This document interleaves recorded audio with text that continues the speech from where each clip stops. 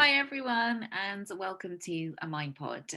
Today's episode is one that I'm really excited about. So, today's episode is called At Peace with Dog Training. As a massive dog obsessed, dog lover, all things dogs person, it's a real pleasure that I have this lady in my life. So, welcome to Julie Cluley. Hi. So I met Julie about 15 months ago, Yeah, about that, yeah, maybe. when we did our practitioner training in the three principles. And I remember being really keen to listen to Julie because at the time there were kind of a few issues with my dog that I was really struggling with, and I just didn't know what to do. And some of her responses to my questions just blew my mind. So, for example, um, my dog used to get really anxious at walk times.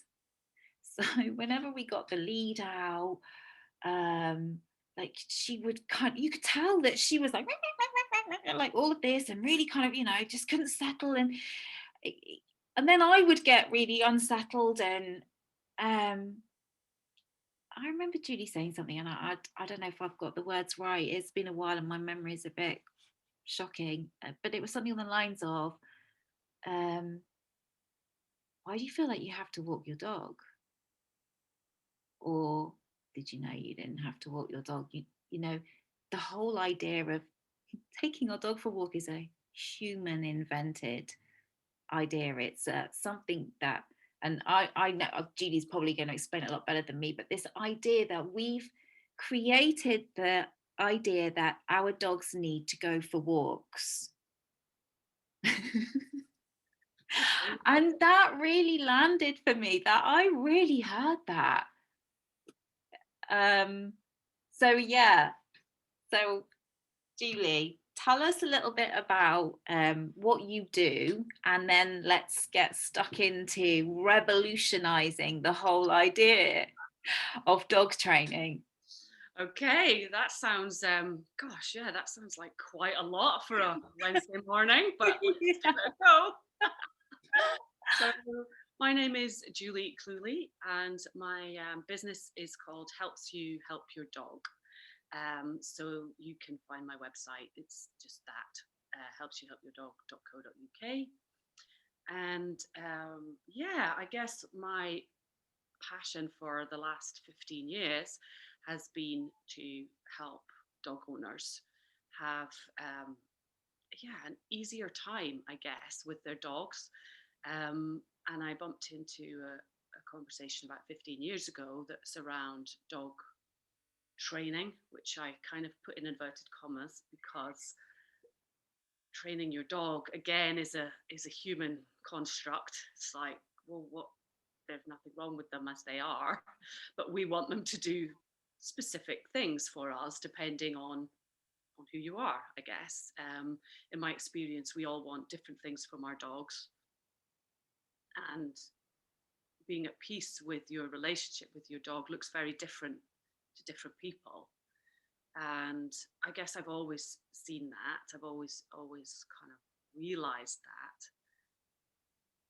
that. And very early on in that journey, I realized that our dogs do not need fixed. There's nothing about them that needs to be fixed.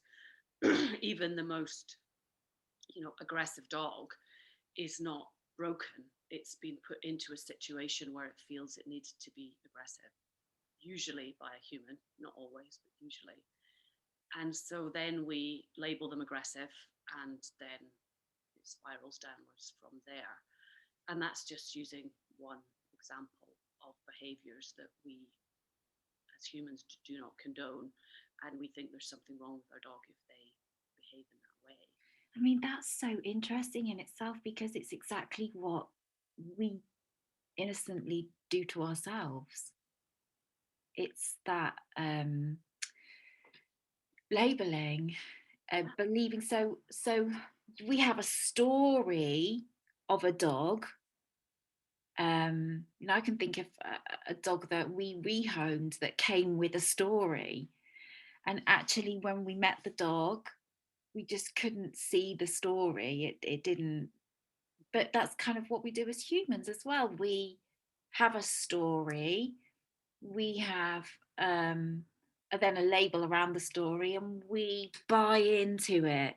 And so then all of our behavior comes from the basis of that. So I guess I guess you're saying it's the same for dogs. Dogs sometimes have a label, we have a story about how a dog needs to be, and then all of our behavior to do with the dog comes from that story. And actually what you're trying to do is just to take people away from that and to a completely different starting point, which is your dog's not broken.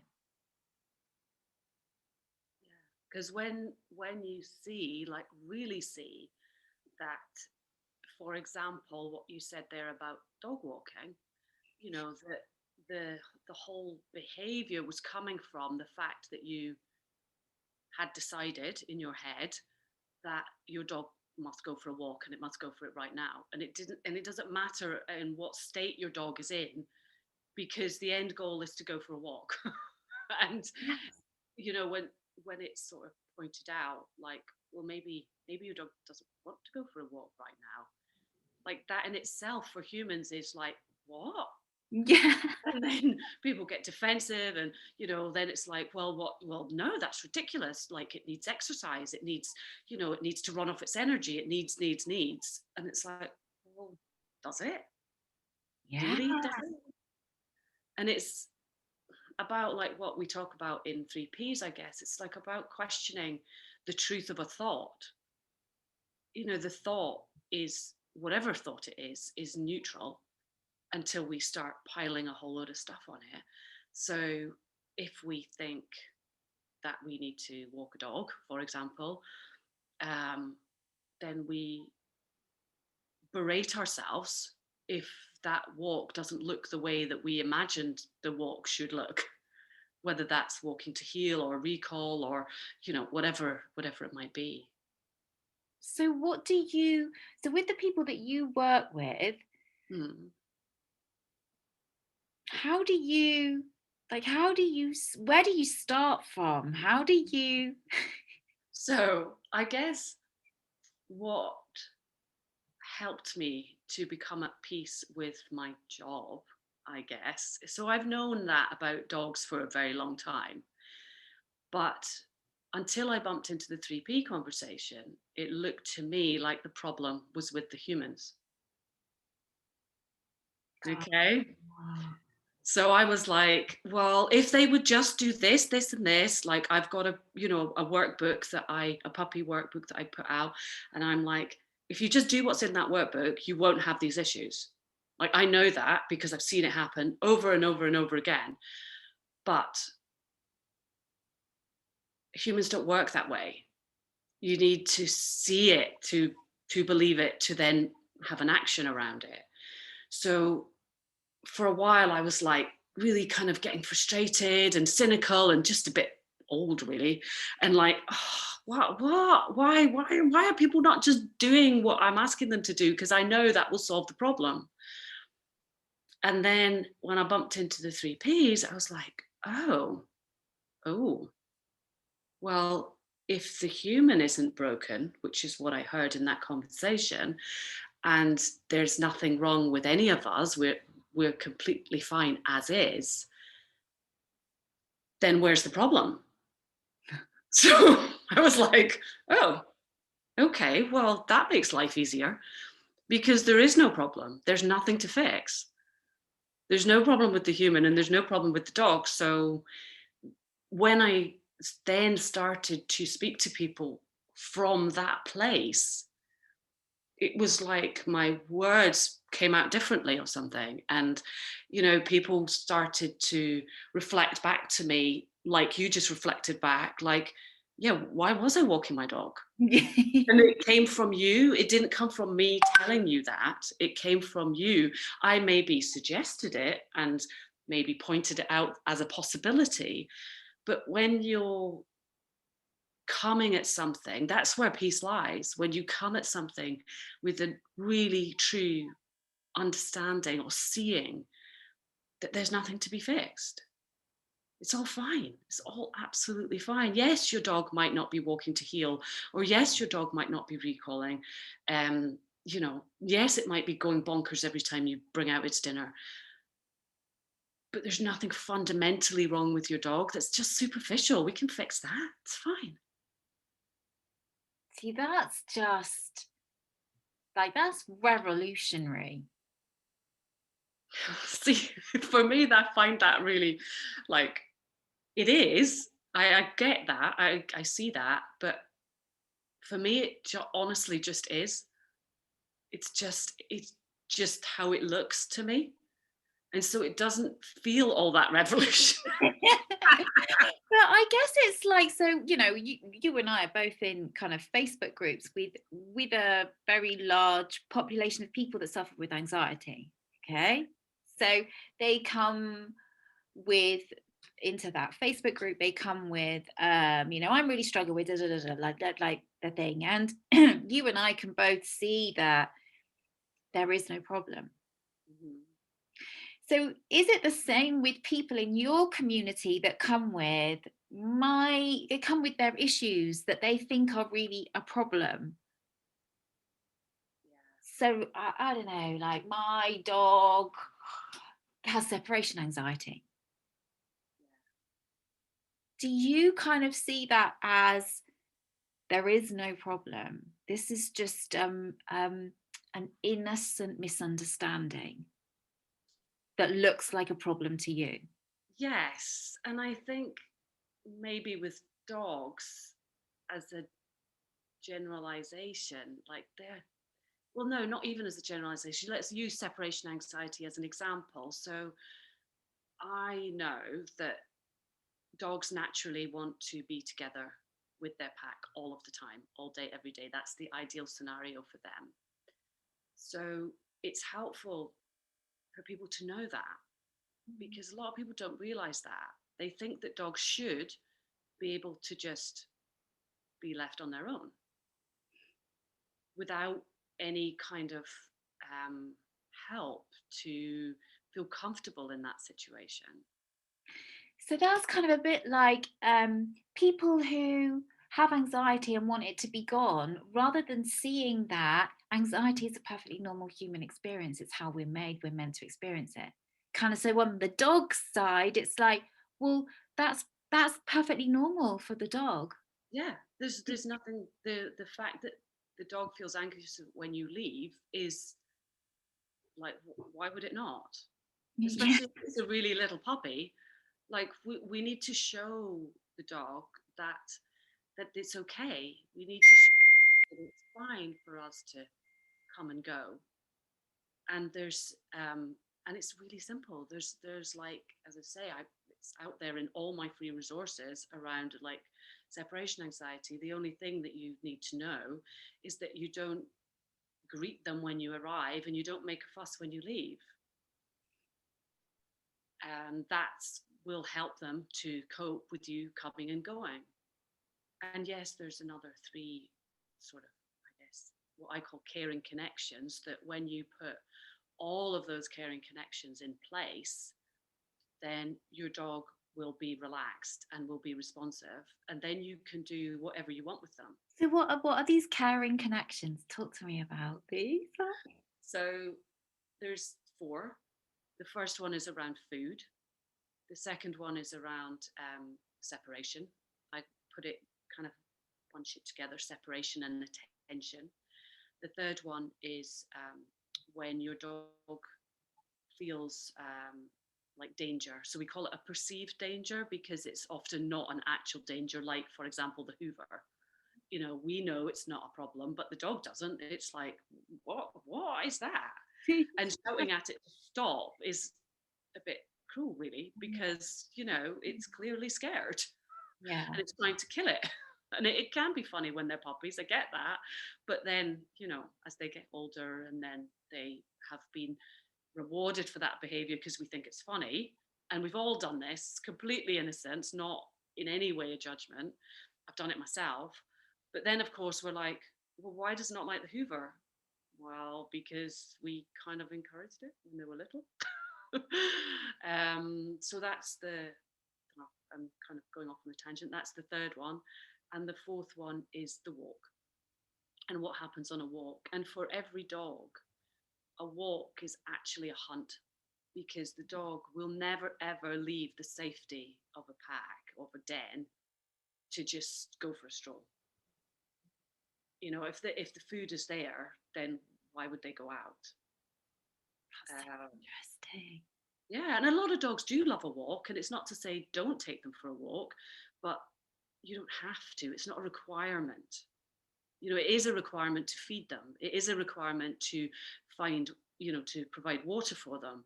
It is a requirement to keep them safe and provide shelter. Those are requirements, but the rest is just us making up stuff.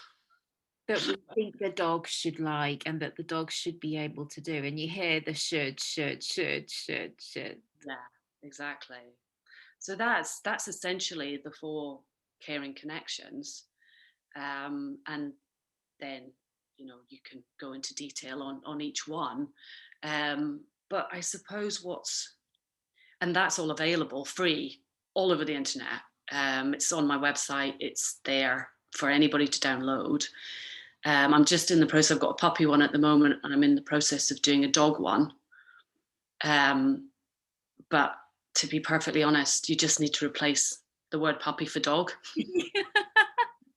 It's really that simple. It's not complicated. This is what I love. Like we as humans, it looks to me like we as humans have really overcomplicated dog training and dog ownership. Yeah, yeah, I All would these- agree completely. With all these things that it looks to us out in the world on social media, or where even in vet practices, you need to do this, you need to do this, you need to do this. Yeah. And like you can almost sense the anxiety in the owner with the thought of all the things I should be doing. Yes. And actually, that right there is one of the reasons why I did the qualification that I did with you, was because I could see really clearly that the owners were anxious, and that's not helpful for the dog. Yes. So I guess I felt quite underqualified in some sense, because I would go in to help people with their dog, and I could see that the problem wasn't the dog was fine. The owners were really worried about it and really stressed. And I was like, oh, I really want to help you. But I didn't have a qualification, like I'm not a psychiatrist or a whatever, though. And I was like, oh, I feel really like out of my depth, I guess. I felt very out of my depth in those scenarios. And I really, really wanted to help. And I could see that there wasn't like there was nothing to be anxious about. But for me saying, don't be anxious, they were like, well, it's fine for you. You're not living with it. You're not worried about it. I was like, okay, fair point. But So do people start to see this? Did people start to see that? Because you must have at some point with the people that I know you work with people you did, or you work with people one to one, don't yeah, you? yeah, Yeah. I did work with people one to one. I actually had to put it on hold at the moment, the one to one work, just because yeah, I was getting really busy, which is Yeah. great. And we're very Yeah. happy about. But But I know, like, did they start to see that? when I think they yes, I think they, or I probably more specifically, started to see kind of results more when people started to have an understanding of where the anxiety was coming from. So it wasn't coming from the dog, it wasn't coming from anything on the outside, it was Right. coming from, you know thought. It was coming from their own thought created reality. And as soon as anybody sees that, whether it's about a dog or anything, it's like, oh, right, okay, well, that's a lot less scary. Because if it's just a thought and we don't need to do anything about that, we can just let it go, then all of a sudden the behaviors in the dog or whatever else might be going on in your life, which, as I say, I found myself out of my depth in, worrying about the problems with the cat and problems in people's marriage. And I was like, I don't know anything about cats, and I'm Yeah. certainly not a marriage counselor. Yeah, but Julie, the thing is, it's the solution is always the same, isn't it? Like I know we see that now. Yeah. So I, when you really see how life works, mhm. that's the solution to any situation that you are finding difficult or you struggle with, whether that be with your own mental health, whether that be with any relationships, with jobs, with your dog. The same. It's all made of the same stuff. Stress, anxiety, joy, happiness. It's all made of the same thing. It's all just made of, oh, And the beauty of this is, so it's kind, I don't know, like to me it's like there's this circle and um once we get a glimpse of this understanding, we can see that it's true for, I don't know, our anxiety, or I don't know, our marriage. We kind of start to see, that's, when we first see. But isn't it funny, and me included, how we still think that there are exceptions? So for me to think that it's different with my dog. yeah, I know. It's so bizarre, isn't it? It's like, yeah, like often my sticky point is like the kids. It's like, well, why am I stressing about them? They're fine. I know. They've got their own wisdom. They've got everything they need to take care of themselves, the same as I do, the same as you do, the same as the dog does. Yet some days I forget that Yeah. I made it up, Yeah. basically. Yeah. And that's what we do. And I don't think it matters how enlightened or spiritually aware or whatever words you want to use to describe it. We're meant to be like this. We are meant to be human, and we are meant to not see things, have blind spots, because that's how we experience life in multicolor. All the colors that you like and all the colors that you don't. That's how it's meant to be. We're not, I don't think we're ever meant to, or we ever get to a point where we see the truth about everything in every moment. Oh, I don't think it's going to happen in my No, lifetime. me neither. But I think that's the beauty of it. Yeah, That's, that, and also you maybe, and this is maybe getting a bit deep, but you could maybe say that that is what death is. mm, Maybe that's what happens when we die. Maybe we do become enlightened, and we do see it in every single area of our lives, and that therefore is peaceful. I don't know. wow. That's definitely a conversation for another podcast, but one I'd really like to have, because actually I would say that's probably a blind spot for me, and I know that there is definitely more to see there, because I know that this understanding is true for everything, but the whole idea of death Yeah. Well, is, it's a very taboo subject in our culture, yeah, isn't it? yeah. Definitely. It's like something that we pack away and we don't really go there. Mm, And we kind of hide it from our kids if we can. And if we yeah. can't, we blame ourselves and go, oh my God, like it was a really sort of pivotal moment in my child's life and somebody died. So that's it. We're screwed. Yeah. you know? Yeah, or like I really didn't handle that well, or you Yeah. know, just to just to have the knowledge that we're all just doing the best we can with what we have in the moment, and that applies to dealing with death, our dogs, our mental health, you know, everything. So, what do you do when you've got people coming to you? Like, you must have people coming to you. I don't know. I can't house train my puppy. my puppy is really fussy eating. My dog barks at the front door all the time. Like, how do you, people kind of like this, really. Well, I suppose it's maybe um, helpful in that I'm not like that.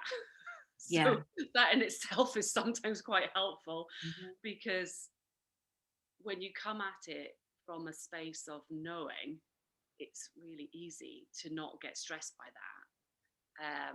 Because, yeah. So I guess that's helpful in itself. Yeah. And I'm not sure. I mean, what do I do on a practical level? I'll point them towards my free resources as a first place, and I'll say, have a look around. Does anything resonate? Try things out, and kind of I'll maybe, if they're not in my Facebook group, I'll say, come and join us in the Facebook group and just get comfy. Like Yeah. just That thing in the beginning, you said about, well, I think what's helpful is the fact that I don't see it like that. So this whole idea of collective consciousness, right, which Mhm. kind of might sound a bit like way out, but the idea, I've kind of been thinking about this a lot in the way that we work with our clients, and that doesn't matter whether they're mental health clients, dog client, whoever, or even our family. But when we so it kind of looks, for me, it's come in stages. Seeing my own Mhm. health and nothing to fix, nothing broken, seeing that in myself, really seeing that, Yeah. then seeing it in others, and me seeing that in others through this kind of idea of collective consciousness enables them to see it themselves. So it's kind of what you're saying, the fact that they're okay and their dog's okay. In some way, in some ways you don't even have to say you're okay, your dog's okay. But just the fact that you're coming from that space, at some point they will fall into that space too. Yeah. I I see that, and I think that's what's happened, Mm. kind of by accident, because suddenly I have got a bigger community, I guess, in the last few months, actually, or since lockdown, definitely. I'm online now, and so I'm dealing with a lot more people, and that historically would have completely freaked me out, quite Yeah. honestly. Whereas what I'm seeing is that more and more people are seeing that there isn't a problem. There's nothing to worry about here. And I think it's really helpful to see that my job is not to fix them. My job is not to fix their dog. And often I say to clients, don't listen to me. Like, go and have a look for yourself. Try it out. See what happens. And I'm even more lucky in that, the dog will tell you if you're getting it wrong. And Yes. you're like, I don't need to tell them, because Yeah. they come back and go, well, it didn't work. I was like, okay, let's try something else. Yeah. And there's this never-ending um, pot of solutions. That's how life works. We have this wisdom that comes to all of us in the moment. So, like, if your dog's still giving you trouble, then by all means, come and ask me. I'm more than happy to work with people. It's my job. I love it. But try it yourself. Like, well, if you went for a walk and it was awful, well, try not taking them the next day. Did you have a better day? Yeah. Was that better or was it worse? And just try it and see how it looks for you. And that's in that, I guess, I'm off the hook, haven't I? I don't need to do it. Yeah, but you know what that is, Judy? That's freedom, isn't it? Yes, it is. Freedom for the owner, freedom for the dog, freedom to just be in any Yes. moment. Yeah. That's my I think I was mentioning to you, I've got my puppy love thing, and I've Mm. just I'm just going through the first. In fact, my call in the next hour is with a group of clients who are on my freedom from training course. Oh, And I wow. called it freedom from training because it's not required.